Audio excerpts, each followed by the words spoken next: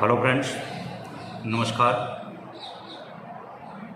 स्वागत है आप सबका हमारे यूट्यूब चैनल में। दोस्तों, हिंदी विषय में 11वीं कक्षा में दूसरा प्रकरण हम देख रहे हैं, बापू की कुटिया में। इसके 3 वीडियो अब तक जो आपने देखे, उसमें लेखक किस प्रकार बापू के प्रति अपनी भावनाएं जो हैं वो प्रकट करते हैं, किस प्रकार बापू की कुटिया में जाकर हर एक वस्तु में बापू को प्रत्यक्ष पाते हैं और कुछ चीज़ वस्तुओं से बापू हमेशा के लिए हमें छोड़कर चले गए हैं, ये एहसास होते ही उनका हृदय दुख से भर जाता है। अब लेखक बापू की कुछ वस्तुओं का वर्णन करते हैं। बापू का बिस्तरा कितना महान है, जिस पर इस सदी के इतने बड़े व्यक्ति हमेशा आरूढ़ रहे और बिल्कुल बिस्तरे से जुड़कर उनकी दाईं ओर जो चीज़ वस्तुएं रखी हैं, रद्दी कागज़ और कवर टपाल फेंकने का पत्तों से बना टोकरा, पीतल का थूकदान, सदा चलने वाला यरबदा चक्र, मतलब जिसे हम चरखो कहते हैं, उसके बाद रुई, डोरी, सुई, ये सब फुटकल सामान और बिल्कुल उससे अड़ा हुआ एक छोटा लकड़ी का 3 खानों वाला सेल, मतलब छोटा कबाड़। उस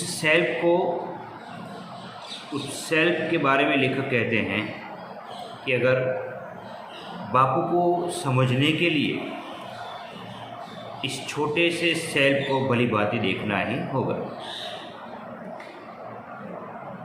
इसमें बापू का सारा मानस संसार समाया हुआ। उस छोटे से कबाड़ में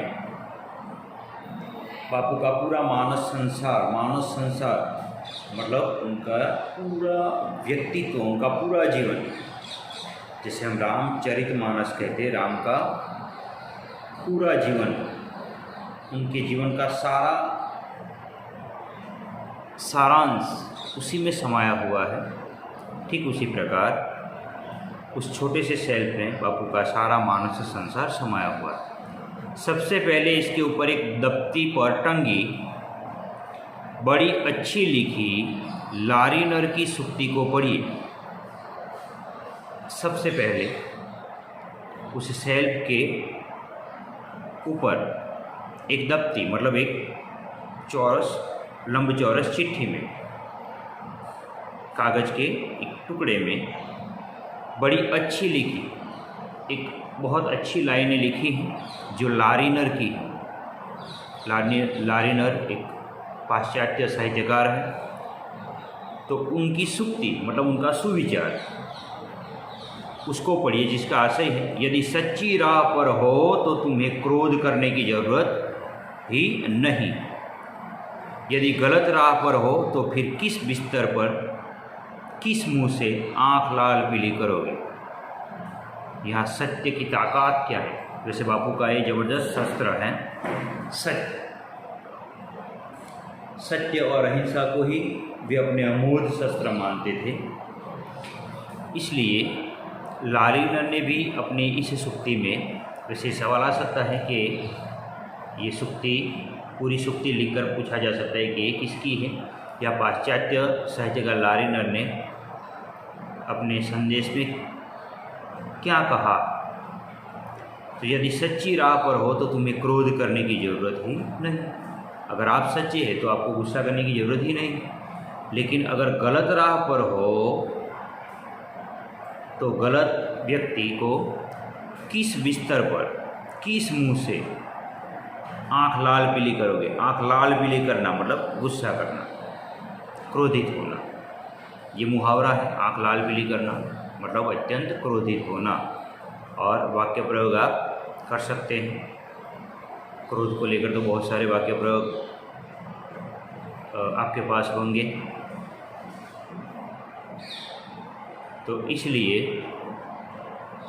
इस सुक्ति में कहा गया है सच्चाई की ताकत क्या है। सत्य हमेशा सत्य ही होता है, हमेशा विजयी होता है, और झूठ कभी भी पकड़ा जा सकता है। झूठ की उम्र बहुत छोटी होती है और सच्चाई उसकी तुलना हम और जो चीज़ वस्तुएँ हैं उसके मुकाबले सबसे श्रेष्ठ है। इसलिए बापू सच्चाई को अपना शस्त्र मानते थे, इसलिए उन्होंने अपने सेल्फ के बिल्कुल ऊपर एक छोटी दफ्ती में मतलब एक चिट्ठी में ये सुविचार लिखकर वहाँ लगाया हुआ था। तो इसको पढ़ते ही पता चल जाएगा कि बापू सच्चाई के उपासक। सेल्फ के ऊपर पत्थर का एक टुकड़ा यूँ ही उबड़ खाबड़ कहीं से उठा लाया गया। देखिए बापू छोटी सी छोटी वस्तुओं को, आपने पहले भी उनके बहुत सारे चैप्टर पढ़े होंगे कि किस प्रकार छोटी से छोटी चीज़ वस्तुओं का भी ध्यान रखते थे। तो उसके ऊपर मतलब उस कबाट के ऊपर एक छोटा सा पत्थर का टुकड़ा है जो उबड़ खाबड़ है, लेकिन उसकी ज़रूरत होगी तभी वह वहाँ पर रखा गया होगा। तो कहीं से उठा लाया गया है। यह बापू के लिए पेपर वेट का काम करता था। देखिए पेपर वेट खरीद कर लाने की ज़रूरत नहीं है। जो एक पेपर वेट हमारे टेबलों पर कांच का होता है, एक शीशे का पत्थर जैसे, तो वो लाने की ज़रूरत नहीं है। बस एक अच्छा सा टुकड़ा वहाँ रखा हमेशा के लिए साफ़ सुथरा हुआ, तो उसी से पेपर वेट मतलब कागज़ उड़ न जाए इसलिए ऊपर रखा जाता। नीचे के 2 खानों में बापू की किताबें, और शेल्फ के नीचे के 2 खाने हैं उसमें उनकी किताबें थी। कौन कौन सी किताबें? तो पहले खाने में ये सवाल भी आप याद रखें कि बापू के शेल्फ में कौन कौन सी किताबें समाई हुई थी। तो एक है सार्थ गुजराती जोड़नी कोश, गुजराती भाषा में जोड़नी को लेकर, व्याकरणिक बाबतों को लेकर जो एक कोश का मतलब होता है शब्दों का भंडार, शब्द भंडार। तो जोड़नियों का शब्द भंडार सार्थ गुजराती जोड़नी कोश वह रखा गया था। दूसरी किताब थी रिथिकिंग क्रिश्चियनिटी, ईसाई धर्म की, क्रिश्चियन धर्म की ये किताब है। तीसरी है हजरत ईसा और ईसाई धर्म, देखिए मुस्लिम धर्म की ये किताब है। और चौथी है श्रीमद् भगवद गीता। तो ये पहला खाना है जिसमें ये सारी किताबें, आप इसको देखते ही समझ जाएंगे। सार्थ गुजराती जोड़नी कोश मतलब भाषा शुद्धि के लिए ये शब्दों का भंडार रखा है। क्रिश्चियन किताब है, मुस्लिम किताब है, और हिंदू धर्म की भगवद गीता जो हमारा धर्म ग्रंथ है उसको रखा है। तो सर्वधर्म समभाव, सारे धर्मों के वे उपासक थे और सारे धर्मों में जो श्रेष्ठ उसको अपने जीवन में ग्रहण करके उसी पर वे चलते थे। इसलिए सारे धर्मों की किताबें उनके इस सेल्फ में। तो इससे सेल्फ को समझने के लिए क्यों कहा लेखक ने कि इसमें सर्वधर्म समभाव का जो भाव है बापू का, एक विराट भावना वो यहाँ समाई हुई मिल जाती है। अब दूसरे खाने में है रामचरितमानस तुलसीदास का, श्री स्वास्थ्य वृत्ति मतलब आरोग्य की देखभाल हम कैसे करें। हम स्वास्थ्य और शारीरिक शिक्षण पढ़ते हैं, तो यहाँ श्री स्वास्थ्य वृत्ति नामक किताब कि हमें किस प्रकार अपने शरीर की सभानता के लिए काम करना चाहिए, तो उसको समझाने वाली किताब। और तीसरी है आश्रम भजनावली, और चौथी है बंगला भाषा की गीता आणि गीताएं। तो ये दूसरे खाने में रखी गई किताबें हैं। किताबों के खानों के आगे एक एल्युमिनियम का डिब्बा, एल्यूमिनियम जिसे हम कहते हैं, उसका एक डिब्बा है जिसमें जब जब बापू को समय मिलता है तब तक वे चरखा चलाने बैठ जाते हैं। इसलिए सूत वगैरह उस एल्यूमिनियम के डिब्बे में रखा है। और उसके बाद उसके ऊपर वे 3 सुप्रसिद्ध बंदर, बापू के 3 बंदर जिन्होंने इतिहास में स्थान पा लिया। लगता है वैसे इन तीनों बंदरों का उल्लेख पहले भी आ चुका है, लेकिन यहाँ लगता है कि वे तीनों बंदर इस सूने वातावरण से घबरा उठे। एक समय था जब बापू के सामने भी बंदर रहते थे, वैसे भी उनकी छोटी छोटी प्रतिकृति है, मूर्तियाँ हैं, लेकिन एक संदेश है उसमें। लेकिन बापू के न रहने पर पूरी की पूरी कुटिया अब सूनी है। अब लोग आते हैं वहाँ फ़ोटो खिंचवाने के लिए, वीडियोग्राफी करने के लिए, अपने भावों को प्रकट करने के लिए नहीं। लेकिन उस समय न मात्र भारत देश के लेकिन संसार के बड़े बड़े लोग इस आश्रम में आकर बैठते थे, रहते थे। पूरा दिन चहल पहल से भरा हुआ रहता था, लोगों की आवन जावन रहती थी। लेकिन अब पूरी की पूरी कुटिया का माहौल बिल्कुल शांत है। इसलिए एकदम सूने वातावरण में मानो वे तीनों बंदर घबरा उठे, ऐसा लेखक को लगता है। लेकिन लेखक कहते हैं नहीं, जैसे एक ने बापू की मृत्यु की खबर सुनकर अपने कान सदा के लिए बंद कर लिए। अब तीनों बंदरों का अर्थघटन, जो वास्तविक अर्थघटन है वो आप जानते हैं। खोटू सांभरવું नहीं, खोटू बोलવું नहीं અને खोटू જોવું नहीं, गुजराती में जैसे हम कहते हैं। बुरा मत सुनिए, बुरा मत देखिए और बुरा मत बोलिए। ठीक उसी प्रकार अब लेखक अपने तरीके से उन तीनों बंदरों का अर्थघटन करते हैं। आप सवाल को भी ध्यान में रखिए कि उसमें से एक बंदर ने बापू की मृत्यु की खबर सुनकर अपने कान हमेशा के लिए बंद कर दिए कि भाई ऐसी खबर मैं कभी नहीं सुन पाता, क्योंकि बापू मर नहीं सकते, ये खबर झूठी है। तो दूसरे ने एक आँख को तहलियों से छिपाकर रो रहा है और उस खबर से मानो उसने अपनी आंखें बंद कर दी हैं और उसमें से आंसू बह रहे हैं, वह रो रहा है, लेखक को ये लगता है। और एक ने अपने मुंह पर हाथ रखकर कह रहा है, मानो वह बंदर अपने मुंह पर हाथ रखकर कह रहा है कि अरे अब हम तुम क्या बोलेंगे। जिसे बोलना था वह तो इस कुटिया को, इस बिस्तरे को खाली करके सदा के लिए चला गया।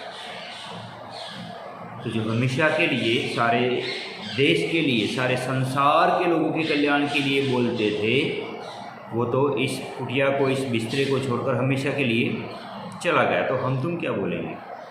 तो इस प्रकार इन तीनों बंदरों के जो प्रतीक रूप चिन्ह है, उनकी जो अलग अलग क्रियाएं हैं, उनका लेखक अपने तरीके से यहाँ अर्थघटन करते हैं। तो लेखक तीनों बंदरों की प्रतिकृति का क्या अर्थघटन करते हैं, ये सवाल आ सकता है। 3 बंदरों की बगल में चिकने पत्थर का एक खुशनुमा टुकड़ा जिस पर लिखा है प्रेम ही भगवान है। फिर एक चित्रकारी की हुई डिबिया जिसमें 2-3 फुटकर चीज़ें हैं। तो बिल्कुल 3 बंदर जो सेल्फ के कबाट पर, मतलब कबाट पर रखे हैं, उससे जुड़कर एक चिकने पत्थर का, चिकना पत्थर जिसे हम आरस पान जैसा पत्थर कहते, बिल्कुल नरम मुलायम, फिसल जाए ऐसा, तो उसका एक टुकड़ा है चौरस, मान लो हमारी स्टाइल्स है, आरस पान के पत्थर का एक टुकड़ा है।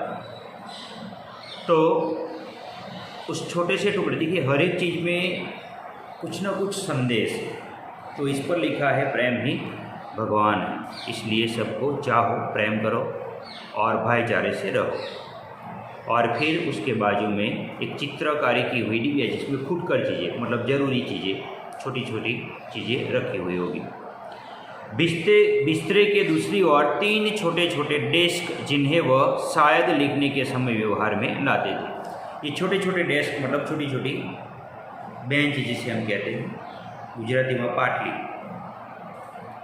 तो वे रखे हुए थे और उसको शायद लेखक महात्मा गांधी लिखने के लिए काम में लाते थे। डेस्कों के बाद खंबे से सटी हुई चटाई, उस चटाई पर एक छोटा सा कालीन जिस पर दीवार से लगा एक तकिया, यही मान्य अतिथि बैठाए जाते और वे बापू से धुल मिलकर बातें करते।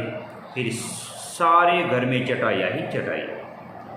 तो बिल्कुल उस डेस्क मतलब छोटे छोटे जो टेबल थे उससे उसके बाद के खंभे, एक स्तंभ है, उससे सटी चटाई जो खजूरी से बनती है, जिसे हम सेटी भी जो नीचे बिछाते हैं,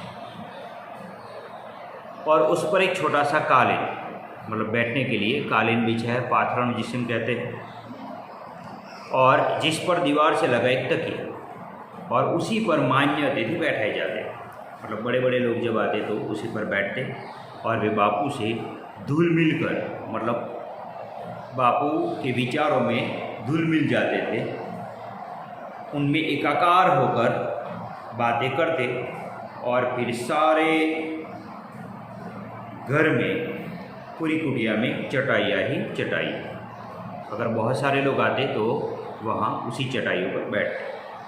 इन्हीं चटाइयों पर देश विदेश के बड़े बड़े व्यक्ति बैठते और बापू के मुख से निकले वचनामृत का पान करते। तो इस पूरे घर में जो चटाइयाँ बिखरी हैं उसी पर देश विदेश के मान्य अतिथि आते और बापू के मुख से निकले हुए वचनामृत, वचन प्लस अमृत मतलब बापू के मुख से अमृत जैसे वचन निकलते थे, उसको सुनते, उसका पान करते, मतलब उसको अपने जीवन में उतारते। बापू अपने चक्र को घुमाते हुए उनसे बातें करते जाते। और ये आदमी कभी फ्री नहीं रहता था, महात्मा गांधी। अगर किसी से बातचीत भी करनी है तो अपना काम तो शुरू ही रखते थे। तो चरखा चलाते चलाते वे उन अतिथियों से बातचीत करते रहते थे, जो काम के साथ बात को मिलाकर मानो हमें सदा चेतावनी देते। काम भी करते जाते और बातें करते जाते, और इस क्रियाकलाप से वे हमें चेतावनी देते कि देखो समय बर्बाद मत करो, समय का सदुपयोग करो। हाँ, किसी से सलाह सूचन करनी है, बात करनी है, किसी कार्यक्रम का आयोजन बनाना है तो भी काम जारी ही रहना चाहिए, हमारे हाथ पैर रुकने चाहिए नहीं, बस बैठे बैठे गप्पे मत लगाओ। तो समय बर्बाद मत करो, ये संदेश इस कार्यकलाप के साथ किए गए आयोजनबद्ध बातचीतों से हमें बापू संदेश देते हैं। तुम्हारी बातें भी तुम्हारे चक्र को कभी नहीं रोक सकेगी। जिस प्रकार मैं बातें करता हुआ चक्र भी चलाता हूँ, मतलब काम भी करता हूँ, उसी प्रकार तुम्हारी बातें भी तुम्हारे काम को, तुम्हारे चक्र को कभी रोक पाएगी नहीं। जिन चटाइयों पर कभी नेहरू, राजेंद्र प्रसाद, सरदार पटेल के समान देश के बड़े बड़े लोग और संसार के बड़े से बड़े राजनीतिज्ञ, पत्रकार, साहित्यिक बैठते थे, उन पर आज इस दोपहरिया में मैं अकेला बैठा हूँ, इस बात की कल्पना भी भावमुग्ध कर रही है।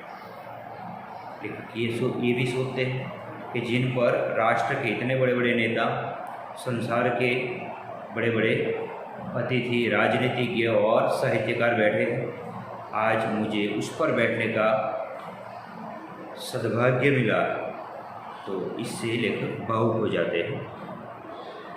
इन चटाइयों के ऊपर एक तख्ती पर वह क्या लिखा हुआ टंगा है उसे पढ़िए।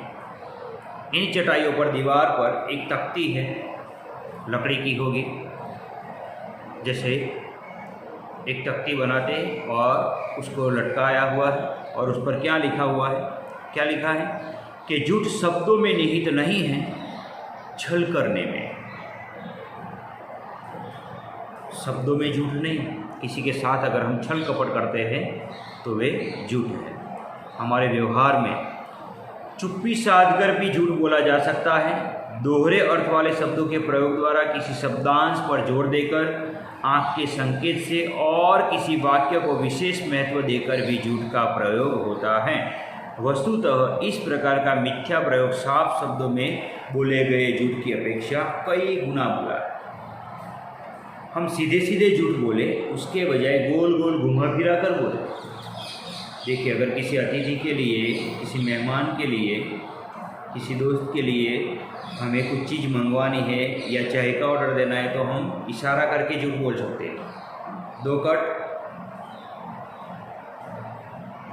उस लारी वाले को चाय वाले को हम कहते हैं 2 कट, लेकिन इस इशारे से क्या करते हैं, इनकार करते हैं। तो इस प्रकार हम अनेक तरह से झूठ बोलते हैं, लेकिन ये वाला झूठ सीधी तरह से बोले गए झूठ से कई खतरनाक, कि हम सामने वाले व्यक्ति को ऊपर से कुछ और जताते हैं और भीतर से कुछ और जताते हैं। ये चीज़ें खतरनाक हैं। तो इससे हम उस व्यक्ति के दोनों काम बिगाड़ सकते हैं। एक तो वह हम पर भरोसा करता है और हम उस पर उसके साथ विश्वासघात करते हैं। तो ये संदेश है इन विचारों का। बापू की इस कुटिया के 3 भाग हैं। अब अगले वीडियो में हम बापू की कुटिया के 3 भाग और उन भागों का क्या महत्व है, किस प्रकार के हिस्सों में कुटिया बांटी गई है, उसकी उपयोगिता क्या है, इन चीज़ों को देखेंगे। हमारे वीडियो को आप देखते रहिए, और अगर आपको हमारे वीडियो पसंद आते हैं तो आप इसको सब्सक्राइब करना न भूलें। धन्यवाद।